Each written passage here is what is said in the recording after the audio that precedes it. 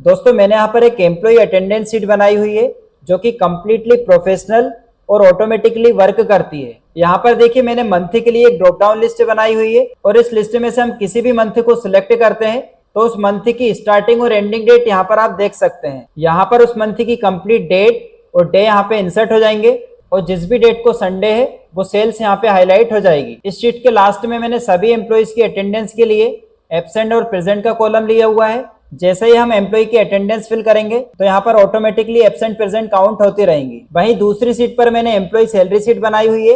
यहाँ पर आप एम्प्लॉय की सारी डिटेल्स यहाँ पे देख सकते हैं। ये देखिए मैंने यहाँ पर पीएफ वगैरह सारा जनरेट करना यहाँ पे बताया हुआ है।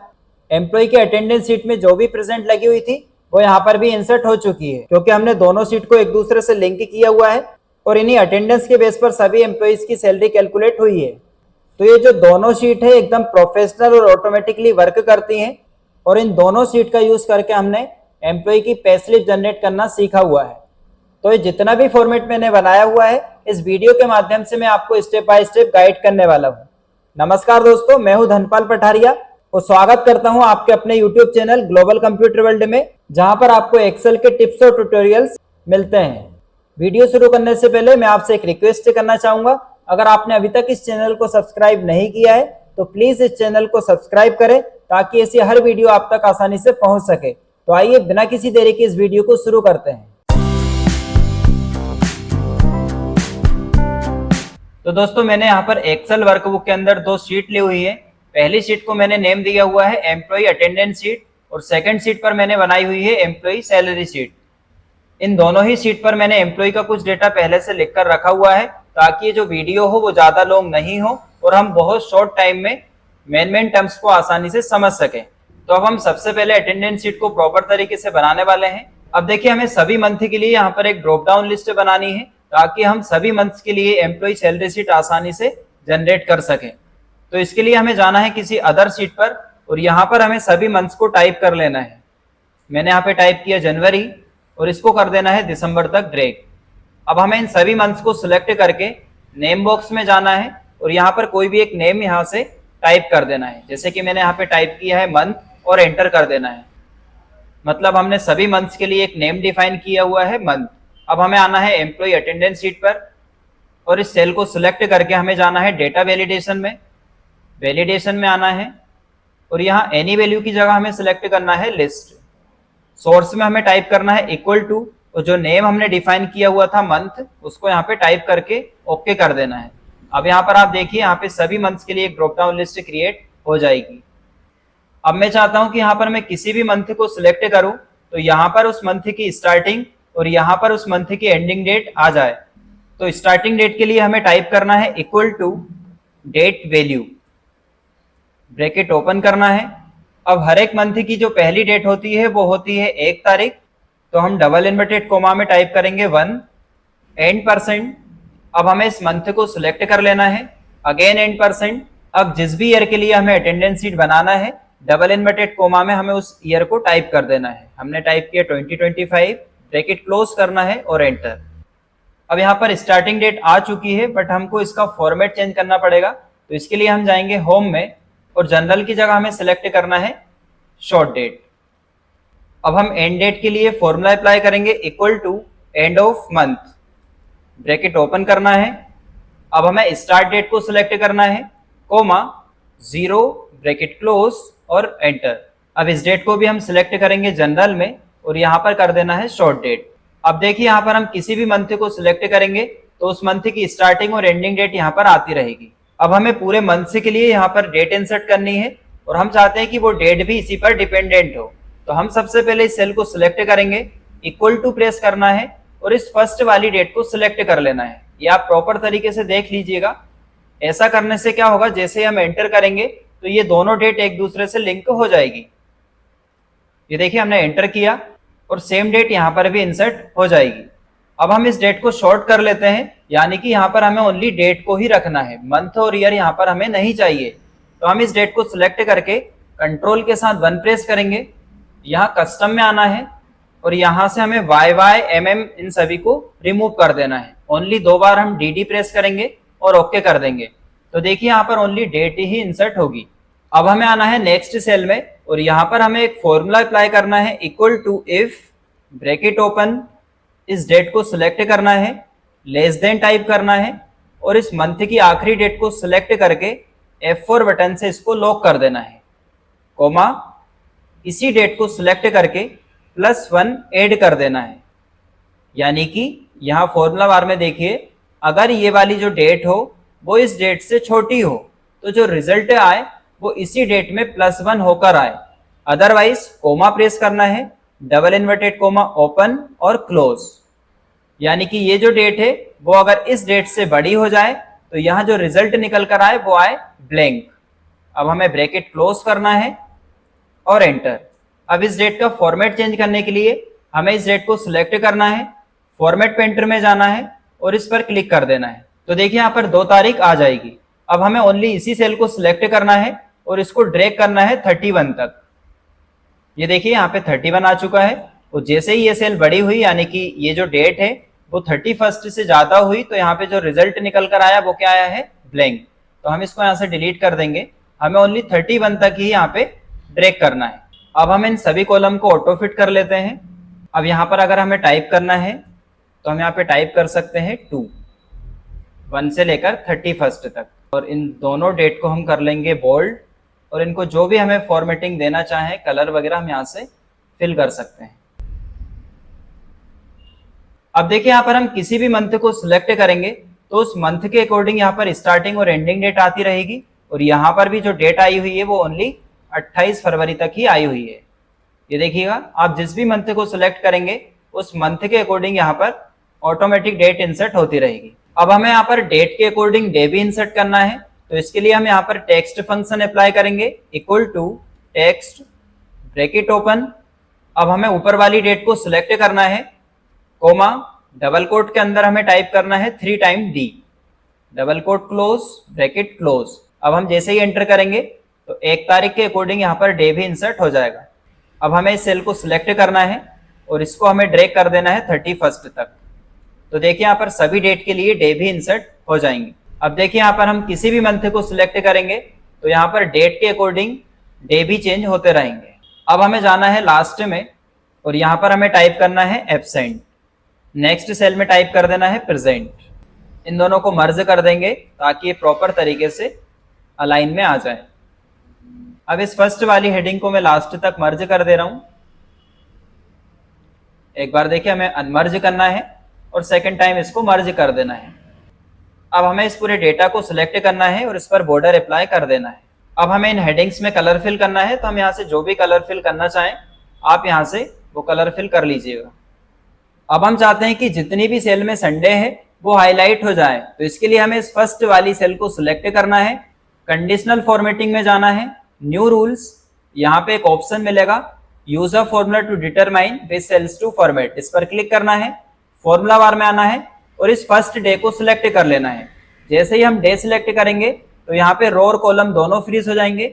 हमें इस ई से पहले यानी कि जो कॉलम है उससे पहले जो डॉलर का सिंबल है उसको रिमूव कर देना है ताकि जो कॉलम है वो अनफ्रीज हो जाए। अब हमें यहाँ पे कर्सर रखना है, इक्वल टू प्रेस करना है, इन्वर्टेड कोमा के अंदर हमें टाइप करना है संडे। अब हमें आना है फॉर्मेट में और यहाँ फिल ऑप्शन में से किसी भी कलर को, जिस भी कलर से आप संडे को हाईलाइट कराना चाहें वो यहाँ पे आप सिलेक्ट कर लीजिएगा। हम एक लाइट कलर यहाँ पे सिलेक्ट कर लेते हैं और ओके कर देना है, अगेन ओके। अब इस सेल में जो हमने कंडीशनल फॉर्मेटिंग अप्लाई की हुई है वो यहाँ पे हमें नीचे की ओर ड्रैग कर देना है और एक बार इस पूरे को सिलेक्ट करके राइट में ड्रैग कर देना है। अब देखिए यहाँ पे जितनी भी सेल में संडे है वो यहाँ पे हाईलाइट हो जाएंगी। हम यहाँ से सिलेक्ट करेंगे कोई भी मंथ, फरवरी हमने सिलेक्ट किया तो जैसे यहाँ पे संडे आएगा वो सेल यहाँ पे नीचे तक हाईलाइट हो जाएंगी। अब हमें इन सभी एम्प्लॉइज के लिए यहाँ पर अटेंडेंस लगानी होगी, यानी कि प्रेजेंट के लिए P और एब्सेंटे के लिए A। तो हम चाहते हैं कि यहाँ पर जितनी भी संडे वाली सेल है उनमें किसी भी प्रकार का कोई भी टेक्स्ट टाइप नहीं हो ताकि हम गलती से भी उसमें प्रेजेंट एब्सेंट नहीं लगाएं। तो इसके लिए हमें अगेन इसी फर्स्ट वाली सेल को सिलेक्ट करना है, डेटा टेब में जाना है, डेटा वैलिडेशन। अब एनी वैल्यू की जगह हमें सिलेक्ट करना है कस्टम। अब हमें आना है फॉर्मूला बार में और इस फर्स्ट डे को सिलेक्ट कर लेना है और यहाँ पर भी हमें रो को फ्रीज करना है। तो हम F4 बटन को 2 बार प्रेस करेंगे, 1 2। तो देखिए यहाँ पे रो फ्रीज हो जाएगी। अब हमें लेस देन और ग्रेटर देन प्रेस करना है, तो डबल इन्वर्टेड कोमा में टाइप कर देना है संडे। अब हमें कर देना है ओके। अब यहाँ पर जो वैलिडेशन हमने लगाया हुआ है हम इसको भी नीचे की ओर ड्रैग कर देंगे और राइट में भी ड्रैग कर देना है। अब देखिए यहाँ पर जितनी भी जगह संडे है, अगर हम उसमें प्रेजेंट एब्सेंट टाइप करेंगे या कुछ भी टेक्स्ट टाइप करेंगे तो यहाँ पर लिखा हुआ आ रहा है, यानी कि इस वैल्यू में आप कुछ भी टाइप नहीं कर सकते हो। यहाँ पर हमने एक रेस्ट्रिक्शन लगाया हुआ है, इसको हम करेंगे कैंसिल। अब हमें लास्ट में आना है और यहाँ एब्सेंट के लिए हमें अप्लाई करना है equal to countif function, bracket open करना है। रेंज के लिए हमें फर्स्ट से लेकर 31 तक इसको सिलेक्ट कर लेना है, कोमा प्रेस करना है। अब हमें इस रेंज के अंदर जितने भी एब्सेंट रहेंगे यानी कि ए, वो हमें काउंट करना है। तो हम डबल कोट के अंदर टाइप कर देंगे A, double quote close, bracket close और एंटर। अब इसको नीचे की ओर ड्रैग कर देना है। अब हमें प्रेजेंट कैलकुलेट करना है, तो इसके लिए हम इस सेल को सिलेक्ट करेंगे और अप्लाई करना है इक्वल टू 31 माइनस एब्सेंट। 31 इसलिए क्योंकि यहाँ पर इस मंथ के टोटल डेज हैं 31 और इसमें से हमने माइनस कर दिया हुआ है एब्सेंट। ऐसा करने से क्या होगा, 1 से लेकर 31 तक जितने भी एब्सेंट है उनको छोड़कर बाकी के जितने भी डे हैं वो काउंट होकर आ जाएंगे। इसमें संडे भी काउंट होकर आएंगे कि संडे को वीक ऑफ रहता है और इसकी सैलरी हम चाहते हैं कि वो प्रेजेंट में काउंट हो। इसको हम कर देंगे एंटर। अब हम इसको ड्रैग करेंगे। अब यहाँ पर हम एब्सेंट टाइप करेंगे, तो देखिए यहाँ पर 2 एब्सेंट हो चुकी है और यहाँ पर टोटल प्रेजेंट हो चुकी है 29। इन दोनों को भी हमें कोई भी कलर अप्लाई करना है तो हम यहाँ से कोई भी एक कलर अप्लाई कर सकते हैं। तो देखिए दोस्तों, इस प्रकार से आप एक प्रोफेशनल और ऑटोमेटिक एम्प्लॉय अटेंडेंस शीट बना सकते हैं। अब हम बनाने वाले हैं एम्प्लॉय सैलरी शीट, तो इसके लिए हम जाते हैं अपनी नेक्स्ट शीट पर।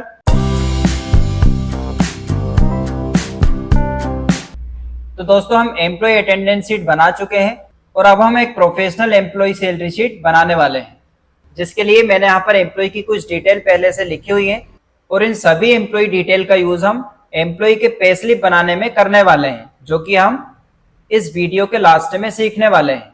अब देखिए, मैंने यहाँ पर सभी एम्प्लॉयज के लिए सेपरेट बेसिक पे यहाँ पर लिखी हुई है और अब हम इसी बेसिक पे पर सैलरी के कुछ और टर्म्स को कैलकुलेट करना सीखने वाले हैं, जो कि मैंने यहाँ पर पहले से लिखे हुए हैं। अब हम चाहते हैं कि जितनी भी फील्ड्स हैं हम इनको प्रॉपर तरीके से एक साथ देख पाएं, तो इसके लिए हमें फादर्स नेम वाले कॉलम को सिलेक्ट करना है।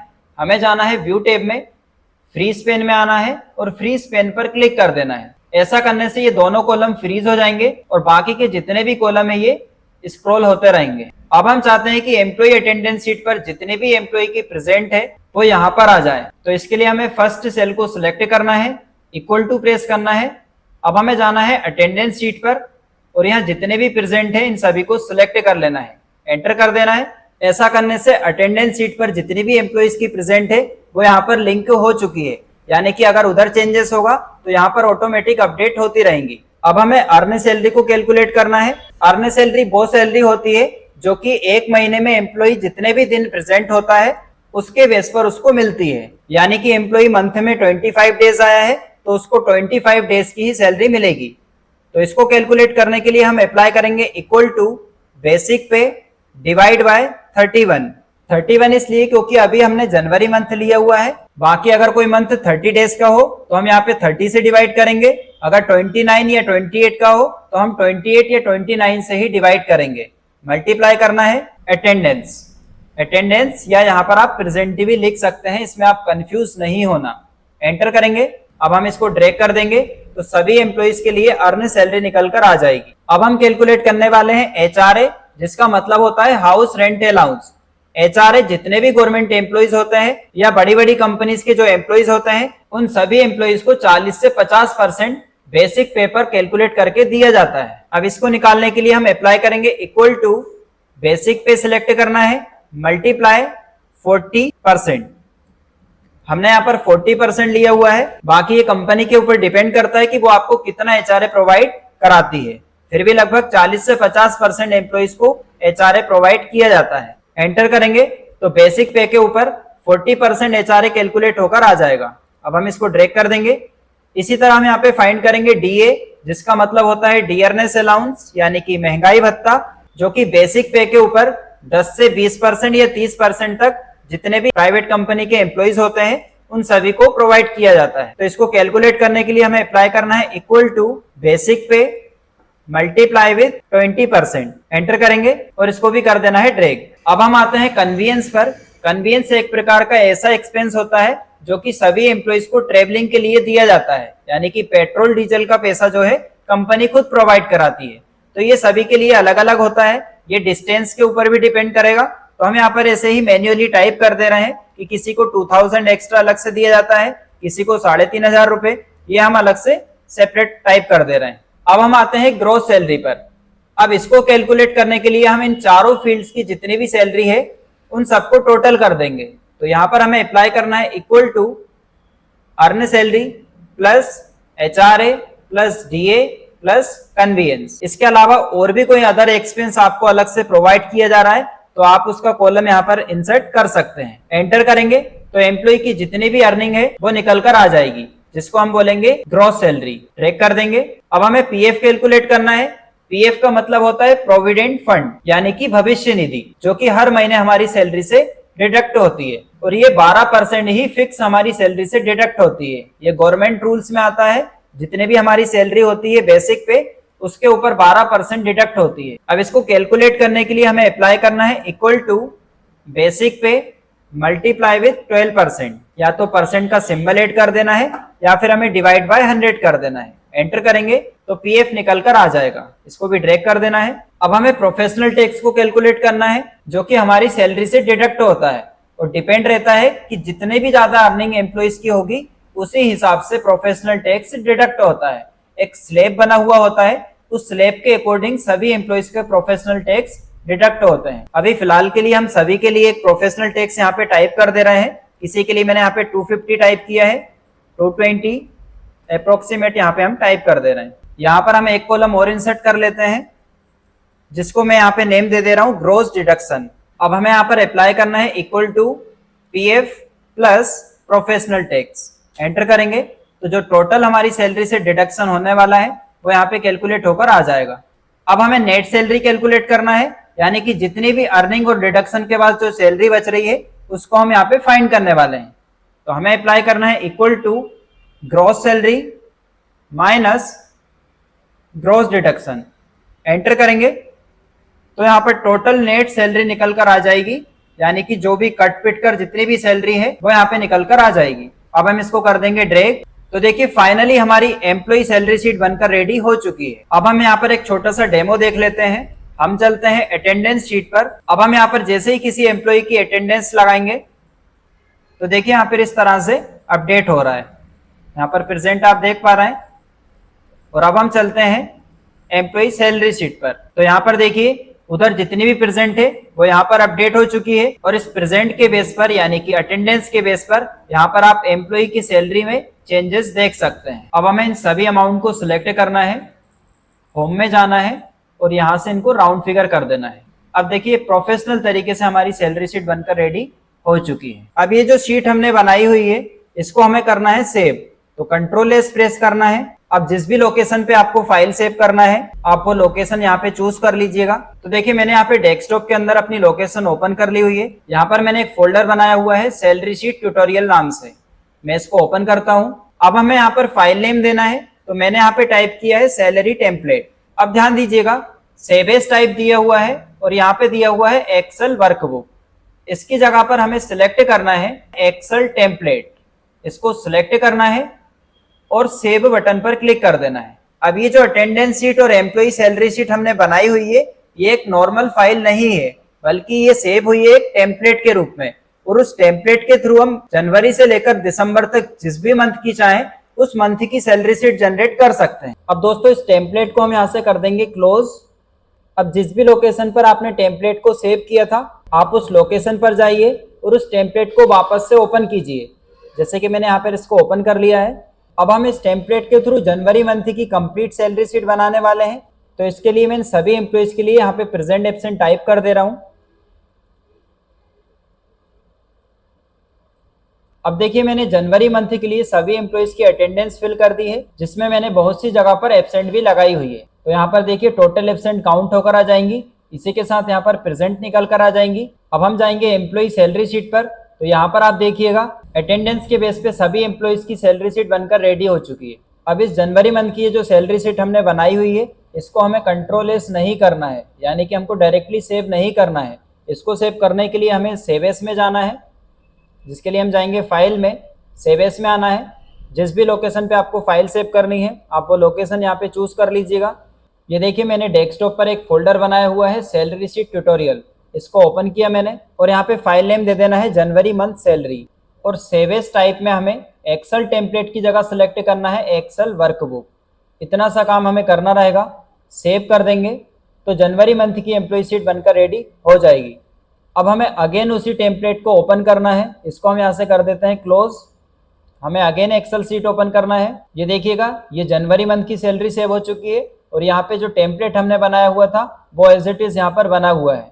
हम इसको ओपन करेंगे तो देखिए जो टेम्पलेट हमने बनाया हुआ था वो एकदम ब्लैंक होकर आ जाएगा। अब हम यहाँ पर जिस भी मंथ के लिए सैलरी शीट जनरेट करना चाहते हैं हम उस मंथ को सिलेक्ट करेंगे।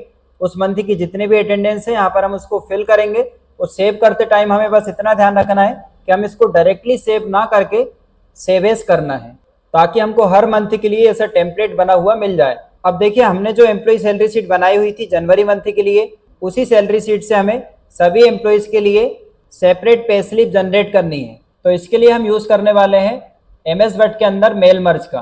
तो इस फाइल को मैं यहाँ से क्लोज कर दे रहा हूँ। अब हमें MS वर्ड ओपन करना है और जैसा कि आप स्क्रीन पर देख पा रहे हैं मैंने यहाँ पर सभी एम्प्लॉयज के लिए पे स्लिप जनरेट करने के लिए एक फॉर्मेट पहले से बनाया हुआ है और इस फॉर्मेट के अंदर मैंने वो सारी फील्ड्स ली हुई हैं जो हमने एक्सेल में सैलरी शीट पर ली हुई है। आप अपने अकॉर्डिंग भी फॉर्मेट का लेआउट चेंज कर सकते हैं, बस ध्यान रखिएगा जो फील्ड्स हमने उधर ली हुई हैं वो यहाँ पर भी मेंशन होनी चाहिए। अब सभी एम्प्लॉयज के लिए पे स्लिप जनरेट करने के लिए हमें जाना होगा मेलिंग टैब में। यहाँ पर दिया हुआ है सिलेक्ट रेसिपिएंट लिस्ट, इसको ओपन करना है। यहाँ पर हमें एक ऑप्शन दिया हुआ है यूज एन एग्जिस्टिंग लिस्ट, इस पर हमें क्लिक करना है।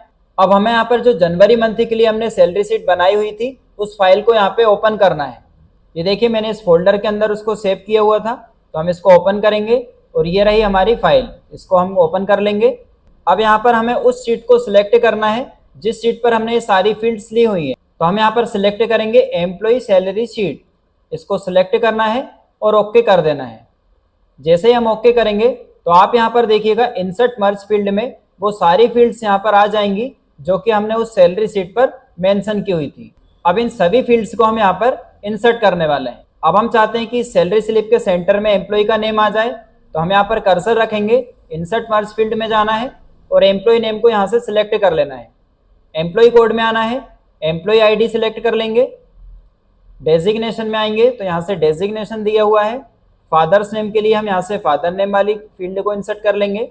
यहाँ पे डेज पेबल दिया हुआ है, तो यहाँ पर ध्यान दीजिएगा आप जनवरी मंथ के लिए सैलरी शीट बना रहे हैं तो यहाँ पर आप अपनी तरफ से टाइप कर दीजिएगा 31 और यहाँ पर भी आप मेंशन करना चाहें तो आप यहाँ पे लिख सकते हैं pay slip for the month of January 2025। बाकी जितनी भी फील्ड्स हैं आप एक एक करके यहाँ से इंसर्ट कर लीजिएगा। मैं जल्दी जल्दी यहाँ से इंसर्ट कर दे रहा हूँ। तो देखिए हमने सभी फील्ड्स को यहाँ पे इंसर्ट कर लिया हुआ है। अगर आप चाहें तो यहाँ पे सिग्नेचर को स्कैन करके यहाँ पे अटैच कर सकते हैं। अब हमें फाइनली जाना है फिनिश एंड मर्ज पर, इसको ओपन करेंगे तो यहाँ पर एक ऑप्शन दिया हुआ है एडिट इंडिविजुअल डॉक्यूमेंट, इस पर क्लिक कर देना है। ऑल को सिलेक्ट करके ओके कर देंगे तो देखिए सभी एम्प्लॉयज के लिए सेपरेट पे स्लिप जनरेट हो जाएगी और इस पे स्लिप में वही सारी फील्ड्स हैं जो हमने उस एक्सेल सैलरी शीट पर ली हुई थी। हमारी जो फर्स्ट एम्प्लॉय थी वो है अंजलि वर्मा, उनका पूरा रिकॉर्ड, उनकी पूरी डिटेल विद सैलरी यहाँ पर आप देख सकते हैं। सेकंड एम्प्लॉय है दीपक सेन, यहाँ पर दीपक सेन का जो भी रिकॉर्ड हमने सैलरी शीट पर लिया हुआ था यहाँ पर सेम एज इट इज यहाँ पर आप देख सकते हैं।